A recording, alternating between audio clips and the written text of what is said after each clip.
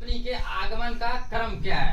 यानी भारत में बहुत सारा कंपनी आया, भारत में बहुत सारा कंपनी आया था या नहीं आया था। पहले कौन कंपनी आया वो, उसके बाद कौन कंपनी आया, उसके बाद कौन कंपनी आया वो, यानी ये शेड्यूल है, समझ गया ना। तो सबसे पहले भारत में कंपनी क्यों आया था, बिजनेस करने। क्यों आया था, बिजनेस करने आया था। तो पहले पुर्तगाली आया था, दूसरा अंग्रेज आया था, तीसरा डच, चौथा डेनिश और पांचवा फ्रांसीसी और लास्ट में सबसे पीछे कौन आया, स्वीडिश। कौन आया, स्वीडिश। यहाँ देख लो एडी दिया गया है, स्पी पूछेगा कि भारत में पुर्तगाली कब आया था, 1498 में। अंग्रेज भारत में कब आया था, 1600 में आया था। डच कब आया था, 1602।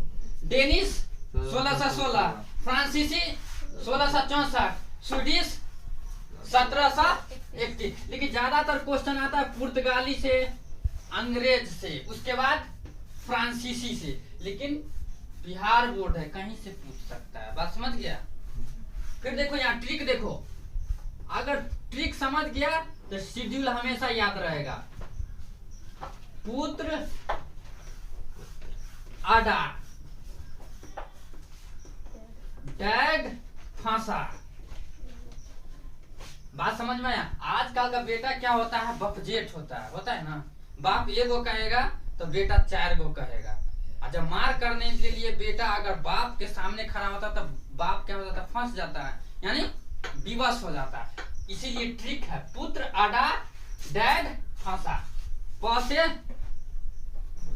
पुर्तगाली होगा कि नहीं होगा, होगा ना रे। प से पुर्तगाली, अ से क्या होगा, अंग्रेज, अ से अंग्रेज।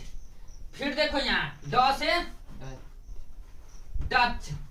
फिर यहाँ देखो डैड, यानी इसको लिख सकते हो डेनिश, इसको डैनिश या डेनिश भी लिख सकते हो, समझ गया।